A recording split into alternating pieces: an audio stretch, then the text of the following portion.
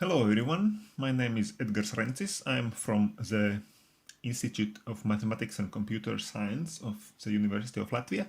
And today I'll talk about our work in knowledge extraction from the healthcare data and our keywords-based query language. And I'll try to do it as much as possible in 13 minutes. So let's start with the general view and the basic understanding of the problem that we're trying to solve here. So the problem here is that we have two parties. We have a domain expert. In our case, it would be a hospital manager because we are talking about the healthcare domain, the hospital management domain. So the hospital manager or perhaps a physician could be a domain expert. And from the other hand, we have a database and we want to establish a connection between those two parties, because domain expert would like to ask something to the database and to receive an answer from the database that he can understand. And the problem here is that we want to talk about the ad hoc queries, not the predefined queries, some predefined reports, but ad hoc queries. So for example, what are some examples that a hospital manager could ask? For example, what is the average cost of some particular doctors, Dr. Smith, for example, patients having the particular diagnosis pneumonia, or how much have cost all the patients of Dr. Smith, or which patients of this doctor have cost the most, or on which patients with some particular diagnosis have been performed some particular tomography, for example. So these are the types of questions that the hospital manager would like to ask and receive an answer that he can understand. And the limiting factor here, of course, is the complexity of query languages and tools. So the domain expert is not able to use the existing query languages because they are too complex. And the solution, of course, would be to make a simpler query language, a simple solution, together with a tool allowing to use it. But of course, this is a very typical solution, and many have tried to do the same thing already. For example, the Squirrel, if you remember, back in 1974 was perhaps the first initiative to try to solve this particular problem here, to make querying possible for non-programmers. And of course, nowadays, no domain expert that is not an IT expert can use SQL proficiently enough, because it relies on relational database that is quite a complicated data structure actually. And our objective, therefore, is not to concentrate on the same goal and not to try to solve this problem for any possible scenario, but we will try to make querying possible for non-programmers on one particular type of data structures called the semi-star ontology. So I'll talk about what is the semi-star ontology a bit later. But this is one particular data structure what we are focusing on. And this is our plan how to solve this problem. So it consists of several steps. So first of all, we are introducing the new data structure called the semi-star ontology, because it is very easily perceptible by domain experts. Our experiments have shown that. And then we will develop and implement a natural language-based query language. So this base language, which we just call like that, the base language, it works upon the semi-star data ontology, and it has a very efficient implementation. We have implemented it very efficiently because it was one of the most important things for the language. And then thirdly, we will try to go one step further by allowing to write queries in natural language, or completely natural language, or in very weakly controlled natural language. And then we will try to implement the translator from the natural language to this base language that is already implemented. And then the translator will be fine-tuned by interacting with the user, and we will try to learn from the user experience. So what is the data on semi-star data ontology? So this is one example of a semi-star data ontology for the healthcare domain, hospital management domain actually. And the most basic feature of such an ontology is that there is always one so-called central class, and this is a patient in this case. The central class meaning that here is the place we should start to read the ontology. And semi-star data ontology only contains one type of associations. Here we can see this one type of association called the consists of association. So every patient here consists of a hospital episode, every hospital episode consists, for example, of one or more treatment wards and so on. And the patient as a central class forms the center of this star-like structure.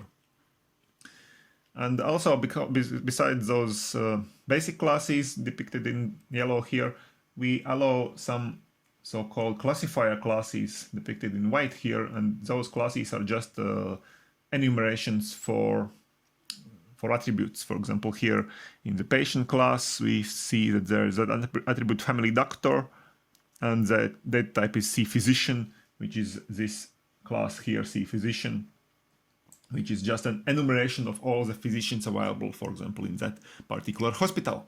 And this semi-star data ontology can serve as a dictionary that the physician or the hospital manager or any domain expert understands, because it consists of the terms that are very familiar to the domain expert. So the domain expert knows what is a patient, what is a hospital episode, what do all those attributes mean, and it is a very easily perceptible data structure for such a domain expert. And now, when we have such a structure, we try to develop a query language, this base language, which is actually quite similar to the SQL, because it also contains several sentence templates, meaning the sentences in natural language, for example, this one here, where we can insert specific things from the ontology, specific concepts from the ontology. So, for example, patients was the name of the class,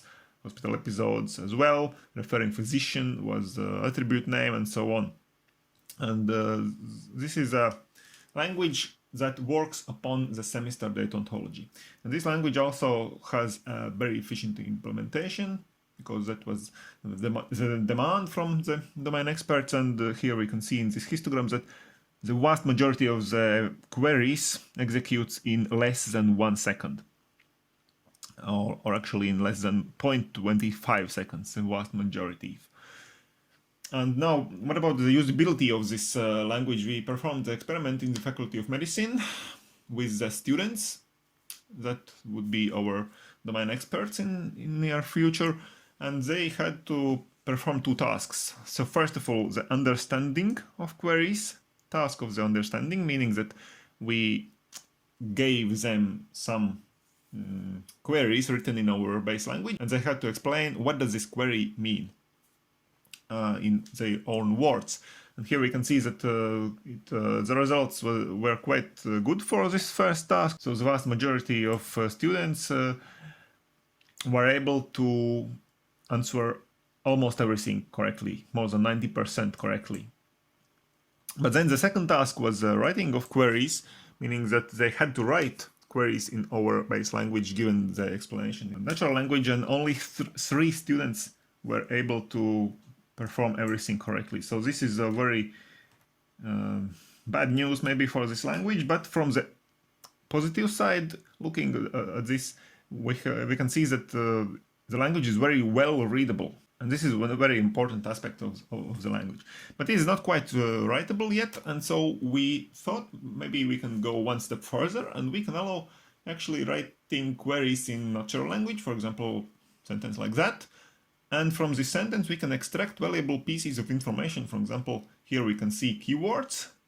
That is either keywords in our base language or very similar to them, perhaps some synonyms to these keywords, or just written in a bit different manner.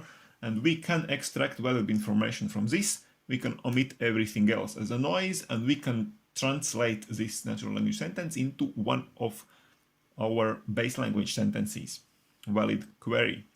And of course, we had to take in mind the fact that there is very many language forms that can be used. So for example, here is this one base language sentence that is a valid sentence in our base language, and it can be written in many different ways in natural language, many different manners. So for example, like that, count of the patients for which there exists an episode, or patients count. One can ask patient count who has how hospital episode with this attribute the same as that attribute, or from the other side, even hospital episodes with those equal are for how many patients one can ask, for example. But anyhow, we have those keywords here, and we can build the translator. And this is a technical implementation, very simplified model of our translator. We just start with a keyword containing text, meaning this natural language sentence here. We generate the lexeme model, we then translate. This is the part where the translator is used, and we get the strongly controlled natural language model. And then we just generate text from it, and this text is a valid query in our base language.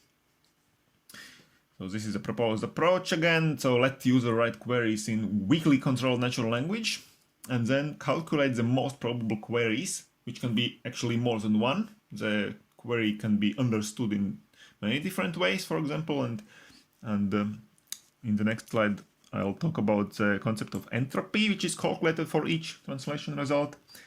And afterwards, the user can choose among the translation results because the existing language, the base language, proved to be quite readable. So user can understand whether or not the translation result is that what the user intended to ask, actually. And the system can learn from user preferences. And this concept of entropy indicates just the magnitude of corrections, which we call primitive operations that need to be performed in the original query, in that natural language query, in order to turn this query into a valid query in our base language. So each primitive operation has a fee. If we apply this primitive operation, we got better result, better meaning that closer to the base language, and the fee just adds up from all the primitive operations. The total entropy is thus a sum of all the individual fees. And the lesser the entropy, the higher the plausibility of the translation result, of course. So for a valid query in the base language, the entropy would be 0, and so on. And then the user selects the correct translation result from the list of results, provided results.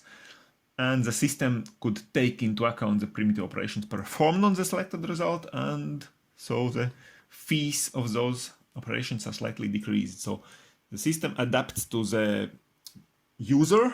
So if user generally exploits one particular way or manner how to write sentences, the fees for those changes are slightly decreased. And so the next time the same translation will be done better for that user. So this is a general idea here. So this is still a work in progress. Thank you for your attention. This is what I managed to tell you in this limited time. And this is a work supported by my postdoctoral project. So thank you all for your attention again.